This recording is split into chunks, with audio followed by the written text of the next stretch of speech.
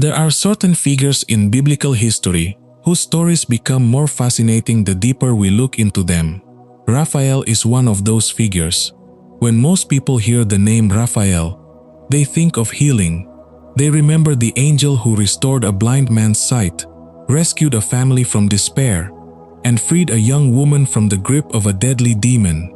Yet those famous miracles represent only a small part of who Raphael truly is. What many people do not realize is that before Raphael healed the blind, he bound one of the most dangerous beings ever described in ancient religious tradition.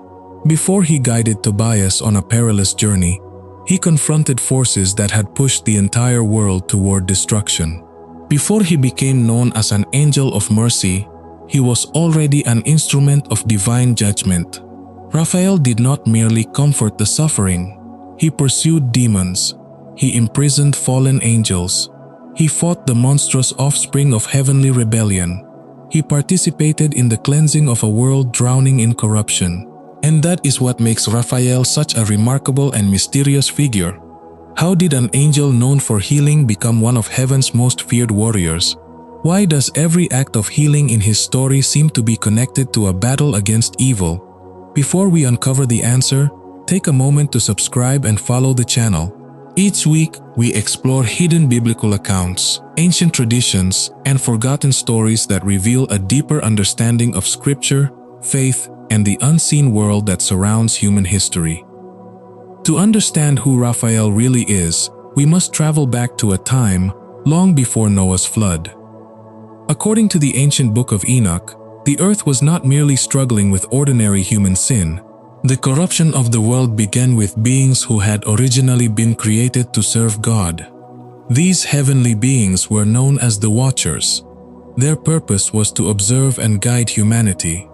Yet something changed. As they watched the daughters of men, curiosity became desire, desire became obsession, and obsession became rebellion. 200 watchers gathered on Mount Hermon. Under the leadership of Shemhazai and Azazel, they swore a binding oath. They would abandon their heavenly positions, descend to earth, and live among humanity as men. This was not simply a personal failure. It was a cosmic act of rebellion against the order established by God. The consequences appeared almost immediately. The fallen watchers took human wives, and from those unions came a race of beings never intended to exist. These offspring became known as the Nephilim, giants who carried both heavenly and earthly blood. Yet the giants themselves were only part of the problem. Even more dangerous was the forbidden knowledge the fallen angels brought with them. Among all the rebels, Azazel became the greatest teacher of corruption. He instructed mankind in the forging of swords, shields, and weapons of war. Conflicts that had once been small and isolated evolved into organized slaughter. Bloodshed spread across the earth on an unprecedented scale. But Azazel's influence did not stop there. Ancient traditions describe him teaching sorcery, divination, astrology, and secret arts that were never meant for humanity. He introduced vanity, manipulation, and the misuse of knowledge. Sacred mysteries were placed into hands that lacked the wisdom to wield them. History has shown repeatedly that knowledge without moral restraint often leads to destruction. The ancient world experienced this lesson in its most extreme form. Violence spread from nation to nation. Pride flourished. Greed multiplied. Humanity became increasingly consumed by power and self-interest. The foundations of society began to collapse. Meanwhile, the Nephilim continued to grow. Their enormous size required enormous resources. At first they consumed crops, livestock, and everything human communities could produce. Eventually the earth could no longer satisfy their appetites. Then came the horror. Ancient accounts describe the giants turning against humanity itself. Villages disappeared. Entire populations were devastated. Human flesh became food. Blood soaked the ground. The cries of innocent victims rose continually toward heaven. The world was approaching a point from which it might never recover. It was then that God intervened. The Book of Enoch describes a heavenly council in which 4 great archangels stood before the throne of God. They were Uriel, Gabriel, Michael, and Raphael. Each received a specific mission designed to stop the spreading corruption and preserve what remained of creation. Uriel was sent to Noah. His task was to warn the righteous man about the coming flood that would cleanse the earth and preserve a remnant of humanity. Gabriel received the mission of turning the giants against one another. Through conflict and civil war, the Nephilim would begin destroying themselves instead of continuing their destruction of mankind. Michael, the great warrior of heaven, was assigned to capture and bind the rebellious watchers. Those who had abandoned their heavenly calling would be imprisoned until the day of final judgment. Yet among all these assignments, one stood apart from the others. One mission was considered the most dangerous. One enemy required direct confrontation. That mission was given to Raphael. God commanded him to pursue Azazel himself, the very being who had spread corruption across the earth, the one who had taught humanity the arts of destruction, the fallen angel whose influence had helped plunge the world into chaos. While Uriel carried a warning, Gabriel stirred conflict among the giants, and Michael prepared chains for the rebel watchers. Raphael was sent after the source of the infection itself, and in that moment, the true story of Raphael began. The mission Raphael received was unlike any other. The other archangels had been assigned to contain the consequences of the rebellion. Raphael was sent to confront its source. Somewhere beyond the reach of human civilization, Azazel remained free. The fallen angel who had taught humanity violence, corruption, and forbidden knowledge continued to cast a shadow over the world he had helped destroy. The Book of Enoch offers only a brief account of what happened next, but the implications are staggering. Raphael found him. We are not told how long the search lasted. We are not told whether Azazel resisted or whether he understood that his rebellion had finally reached its end. What we do know is that Raphael succeeded where no human could have imagined succeeding. He seized the fallen angel and dragged him into a desolate wilderness called Dudael. This was not a symbolic act. It was not a vision or a metaphor. Ancient tradition describes it as a direct confrontation between two powerful spiritual beings. One had corrupted the earth. The other had come to stop him. In that barren wasteland, Raphael bound Azazel hand and foot. The one who had once walked freely among nations, teaching humanity how to destroy itself, was suddenly powerless. Then came the judgment. Raphael cast Azazel into a deep opening in the earth. Sharp, jagged rocks were piled upon him. Layer after layer sealed the prison. Finally, complete darkness covered the fallen angel. Not ordinary darkness. A darkness so absolute that Azazel would never again see light until the day appointed by God. For thousands of years, according to the tradition preserved in Enoch, Azazel would remain imprisoned, awaiting the final judgment. At first glance, this may seem strange for a figure known as a healer.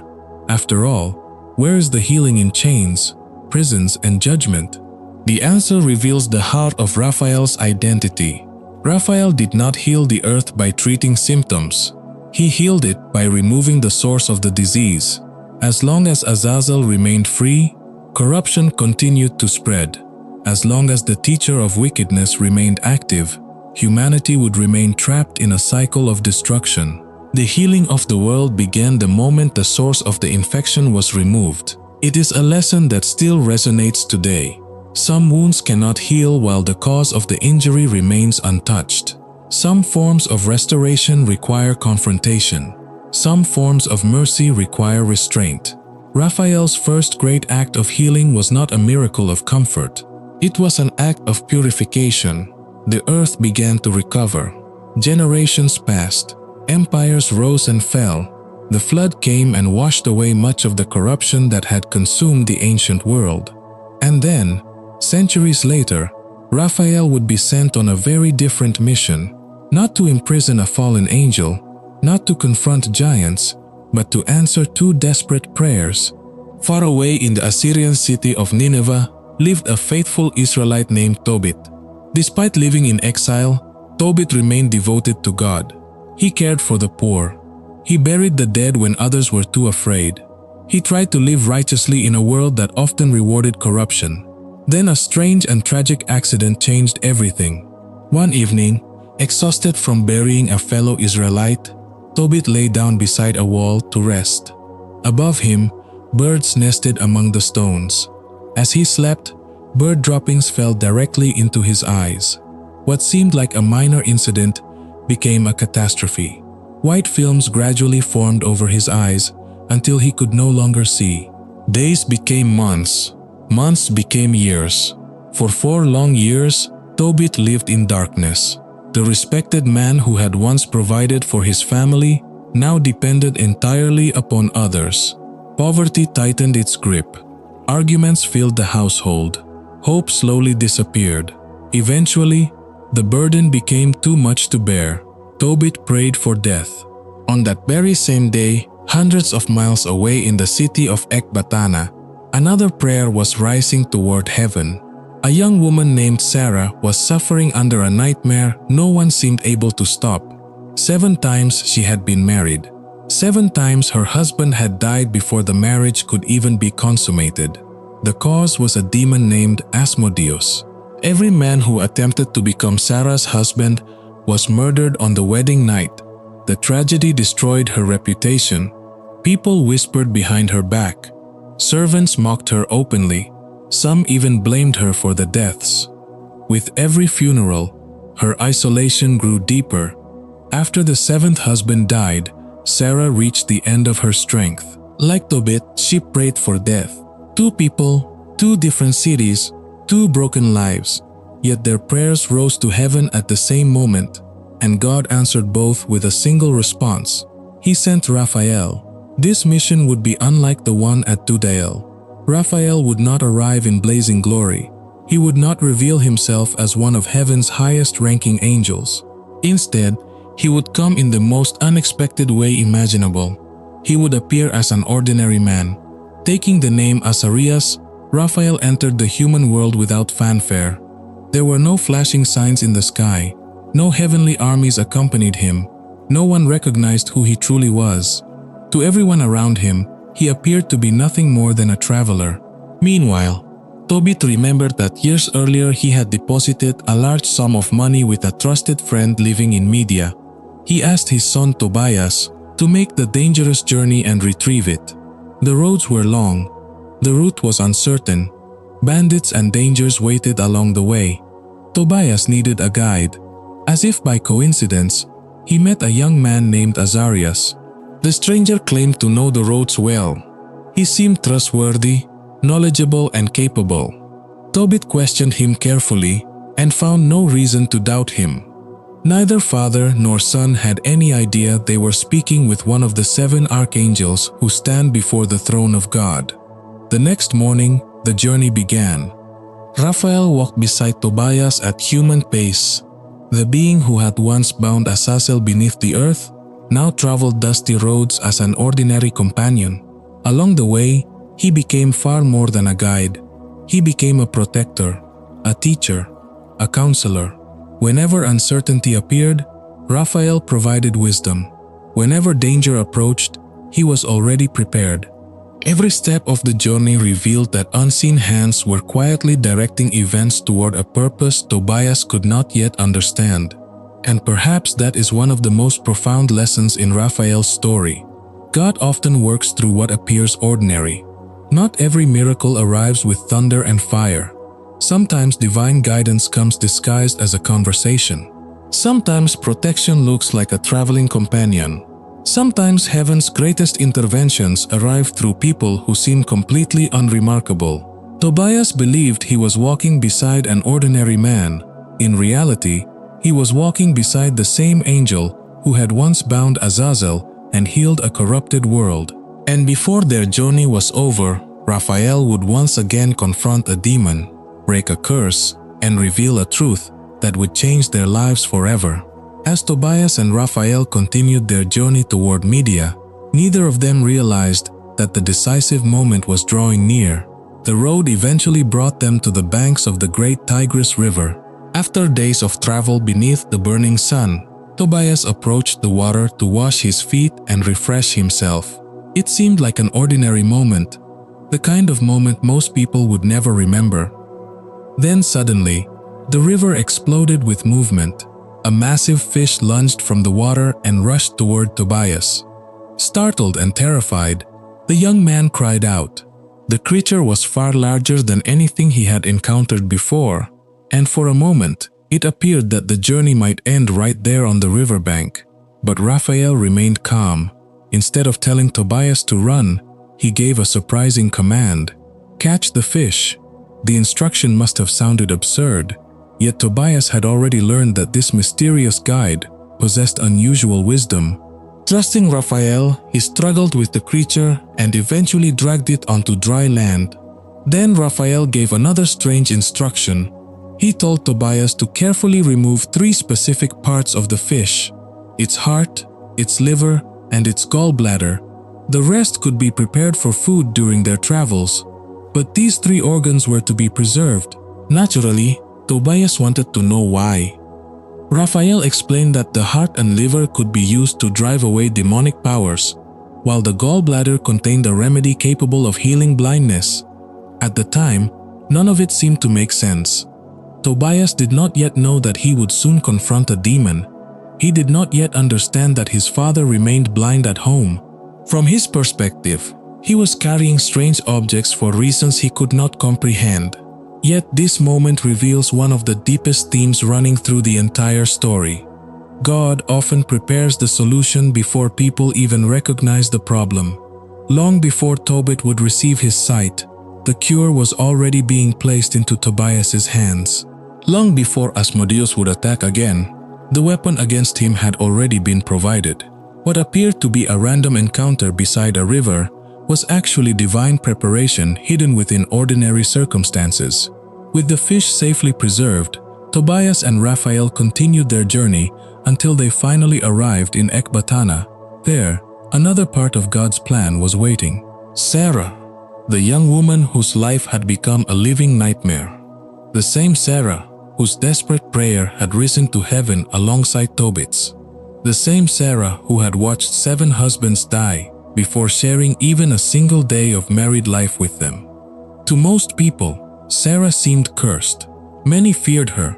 Others pitied her. Some quietly blamed her. But Raphael saw something different. He saw a woman whom God intended to restore. When Tobias first learned about Sarah and her tragic history, fear immediately entered his heart. Who could blame him? 7 men had already died. 7 wedding nights had ended in death.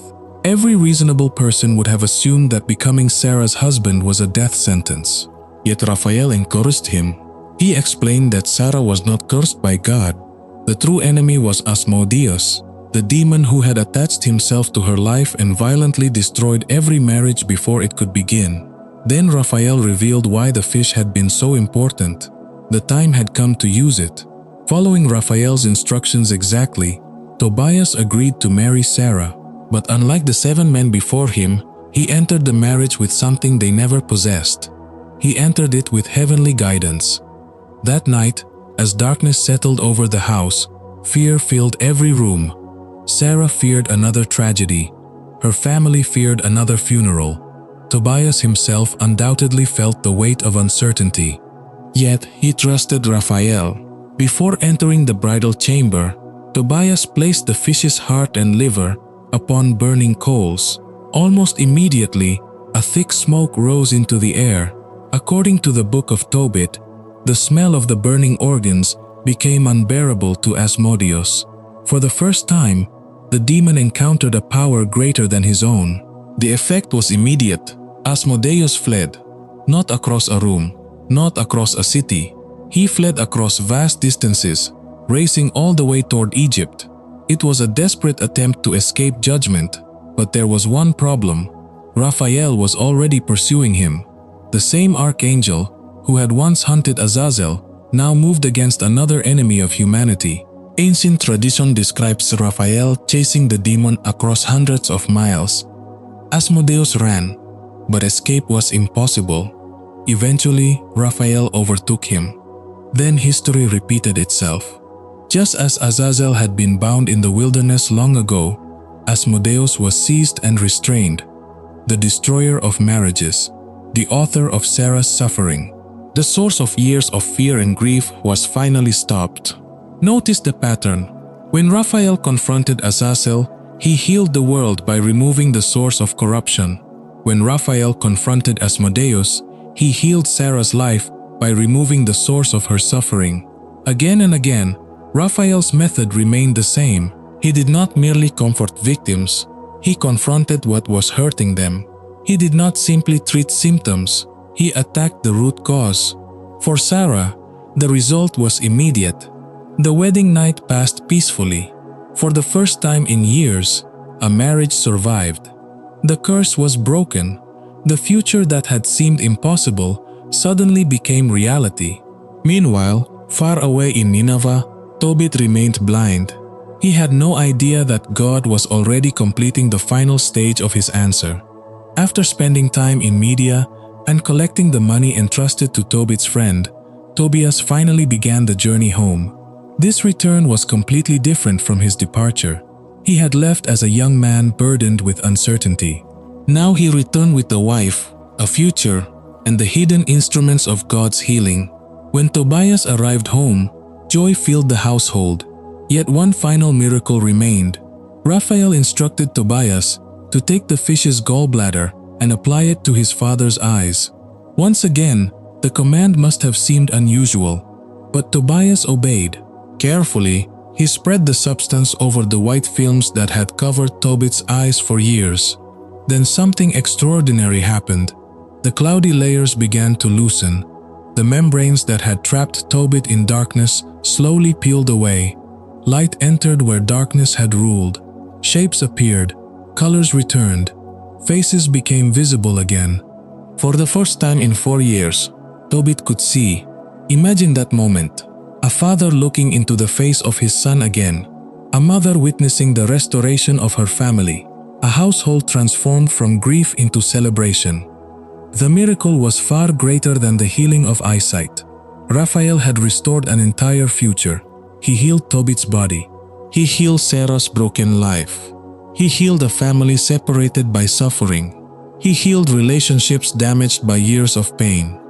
What began with a blind man praying for death ended with a family rejoicing in life. And yet the greatest revelation was still to come. For neither Tobit nor Tobias had any idea who had truly been walking beside them all along. For Tobit and Tobias, the story seemed complete. The blindness had been healed. Sarah had been freed from the terror that had haunted her life. A family that once stood on the edge of despair was now filled with gratitude and joy. The mysterious traveler called Azarias had proven himself to be wise, courageous, and trustworthy. Naturally, Tobit wanted to reward him. After everything this man had done, how could they allow him to leave empty-handed? The family gathered together and discussed what payment would be appropriate. They believed they were speaking about a faithful companion who had guided Tobias safely across dangerous lands. They had no idea that every step of the journey had been orchestrated by a messenger from heaven. Then came the moment that changed everything.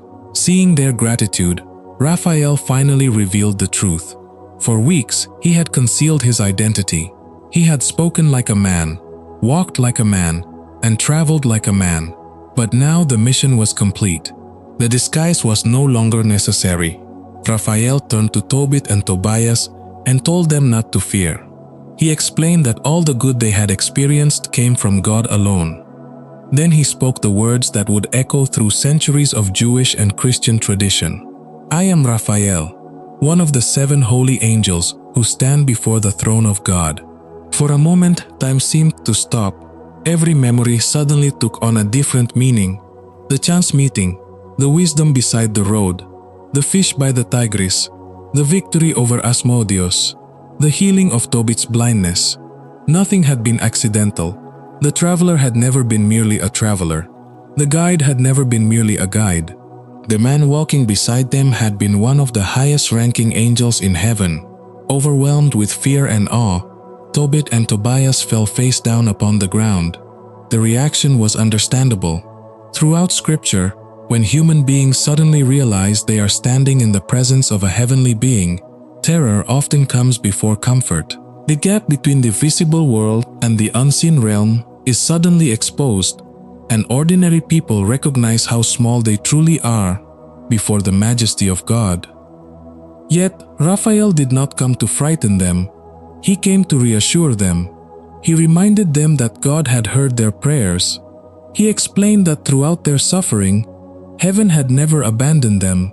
Even when Tobit sat in darkness believing his life was over, God was already preparing a rescue. Even when Sarah believed death was her only escape, God was already sending help. The answer had simply arrived in a form neither of them expected. Then, just as quietly as he had entered their lives, Raphael departed. The Book of Tobit describes him ascending once more into the presence of God. The journey was over, but the story of Raphael was far from finished. As Christianity spread across the ancient world, believers continued to remember Raphael not merely as the angel from Tobit's story, but as a heavenly healer whose work extended far beyond a single family. Among the most fascinating examples are found within ancient Coptic Christian traditions. These writings preserve stories of believers who suffered brutal persecution for their faith. Many were imprisoned, tortured, mutilated, and executed because they refused to deny Christ.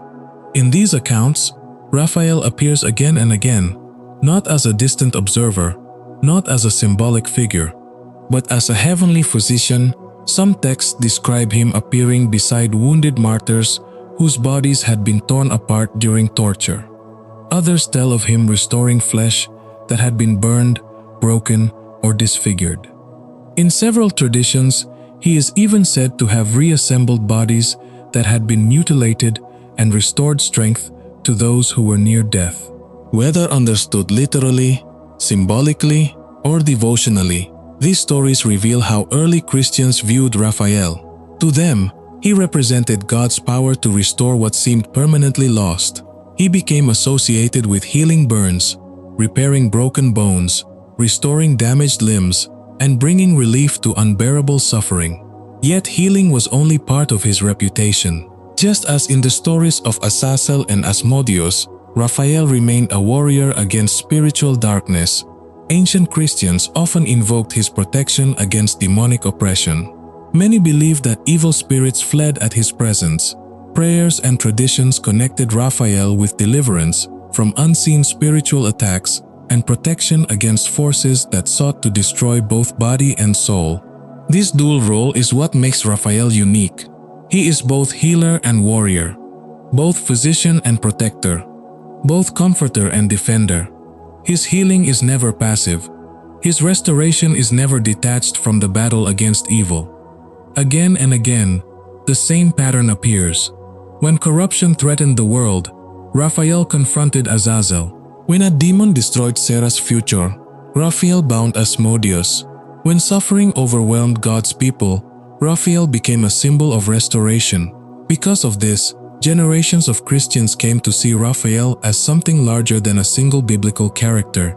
He became a symbol of recovery after devastation, a symbol of wholeness after brokenness, a symbol of life overcoming destruction. And nowhere is this image more beautifully expressed than in one of Christianity's oldest traditions concerning a famous pool in Jerusalem. In the Gospel of John, we read about the Pool of Bethesda.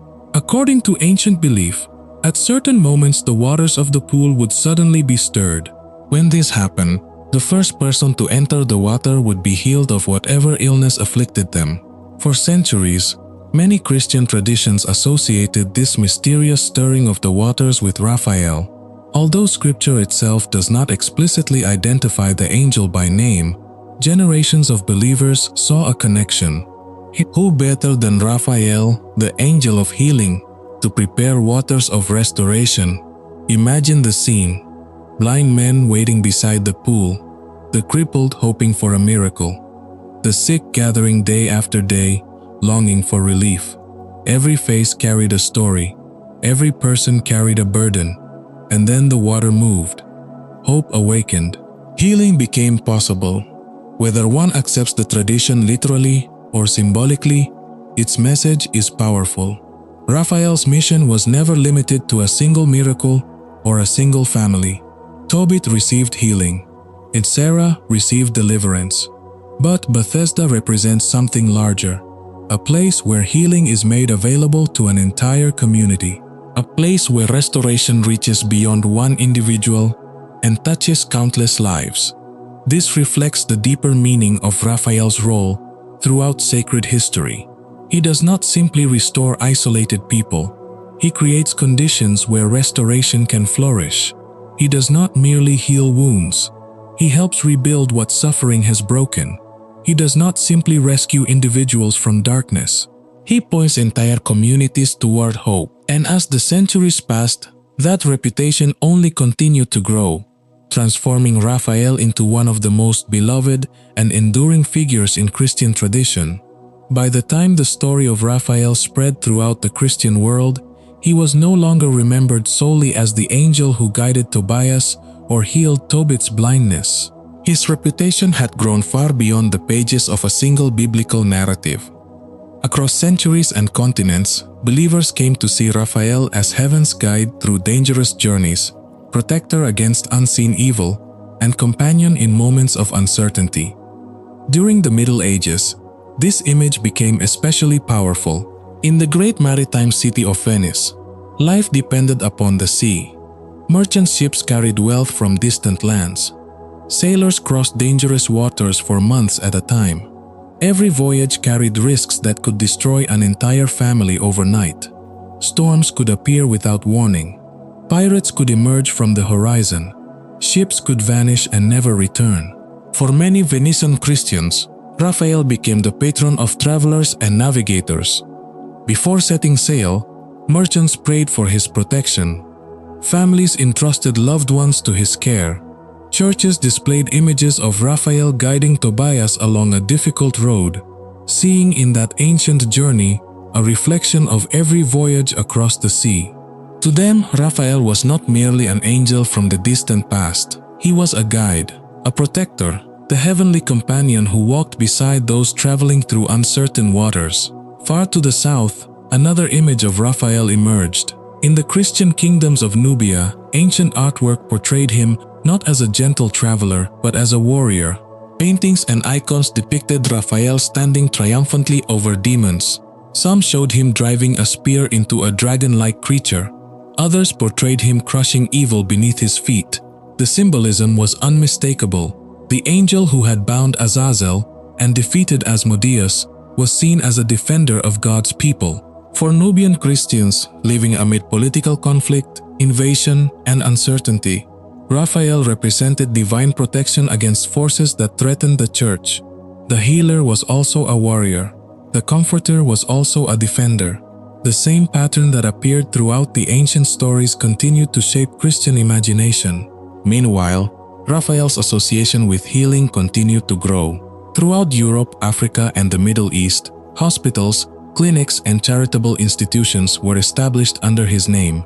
Many of these places carried titles such as Saint Raphael Hospital or House of Raphael. The reason was simple. People remembered what Raphael represented.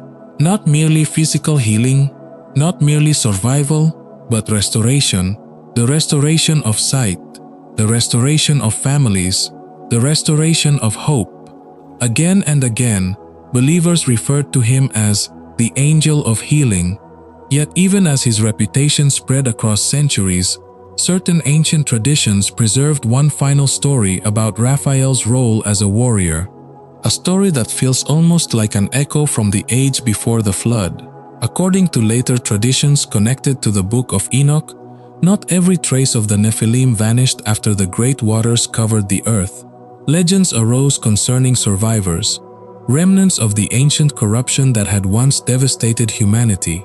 Among these figures was a giant known as Ohia. Some traditions describe Ohia as a son of Shemhazai, one of the leaders of the rebellious Watchers. Whether understood literally or symbolically, Ohia represented something larger than a single giant. He embodied the lingering shadow of the ancient rebellion, the belief that evil, even after suffering devastating defeat, continues searching for ways to return. As the story developed, Ohia became renowned for extraordinary strength and arrogance. Unlike ordinary rulers who feared divine judgment, he challenged it openly. Then came the act that elevated him from a dangerous enemy to a cosmic threat. According to the tradition, Ohia killed Leviathan. In biblical symbolism, Leviathan often represents one of the most terrifying creatures of chaos ever created. To strike such a creature down was not merely an act of violence. It was a declaration, a challenge, a statement that Ohia considered himself powerful enough to stand against the order established by God. In many ways, the story mirrors the rebellion of Azazel. The same pride, the same desire to exalt oneself, the same rejection of divine authority. And just as before, Raphael appeared. The details vary among different traditions, but the central image remains consistent. Raphael confronted Ohia directly. What followed was not a quick victory. It was a brutal struggle. Unlike the helpless victims who had fallen before the giant, Raphael met him as an equal opponent. The battle raged with tremendous intensity. Blow after blow was exchanged. Both combatants suffered wounds. Both refused to retreat. For a time, it seemed as though neither side would gain the advantage. But eventually, the outcome became clear. The giant's strength had limits. Raphael's mission did not. Just as he had once overcome Azazel and later captured Asmodeus, Raphael prevailed once more. Ohia was defeated, bound, restrained, and imprisoned alongside the rebellious Watchers who had started the ancient corruption so many ages before. Whether viewed as history, legend, or theological symbolism, the message is unmistakable. Chaos does not have the final word. Evil may appear powerful. It may survive longer than expected. It may return in different forms, but ultimately it remains subject to divine authority. And Raphael repeatedly appears as the instrument through which that authority is exercised. At this point, a deeper question emerges. Who exactly is Raphael? Most people would answer immediately. He is the angel of healing. That answer is true, but it is incomplete. The stories we have explored reveal something much larger. Raphael is not simply a healer. He is a purifier, a warrior against chaos, a protector of humanity, a defender of God's order in a broken world. His mission extends beyond curing illness. His purpose is restoration at every level. When the earth was corrupted, he removed Azazel. When Sarah suffered under demonic oppression, he removed Asmodeus. When blindness imprisoned Tobit, he restored sight. When travelers faced danger, he guided them. When believers suffered persecution, he became a symbol of recovery and hope. The same principle appears in every story. Healing is never separated from confronting what causes suffering. That may be the most important theological lesson hidden within Raphael's story. Modern people often imagine healing as something gentle, something comforting, something soft. Yet Raphael reminds us that genuine healing sometimes requires confrontation. A surgeon removes a tumor, a physician fights infection, a rescuer pulls someone from danger. Before restoration can occur, destruction must often be stopped. Raphael's story teaches exactly the same truth. Sometimes healing means removing what is destroying life. Sometimes mercy requires courage. Sometimes compassion requires battle. This brings us to the end of Raphael's remarkable journey, a journey that began before the flood, a journey that crossed deserts, rivers, cities, and centuries. He bound Azazel and halted the spread of corruption. He guided Tobias and healed Tobit's blindness. He rescued Sarah from the grip of Asmodeus. He became a symbol of hope for persecuted believers. He protected travelers facing uncertain roads. He inspired hospitals and ministries dedicated to healing. And in ancient tradition, he defeated Ohia, one final reminder that chaos would never triumph forever. Through every chapter, one message remains unchanged. The name Raphael itself is often understood to mean God heals. Yet the healing represented by Raphael is far deeper than restoring what has been lost. It is the healing that confronts darkness. the healing that breaks chains, the healing that removes corruption at its source, the healing that restores both individuals and communities, the healing that refuses to surrender to evil. And perhaps that is why Raphael continues to inspire people thousands of years later. Because his story reminds us that God does not merely repair what is broken, He also confronts whatever is breaking it. And only when both of those things happen can true healing finally begin.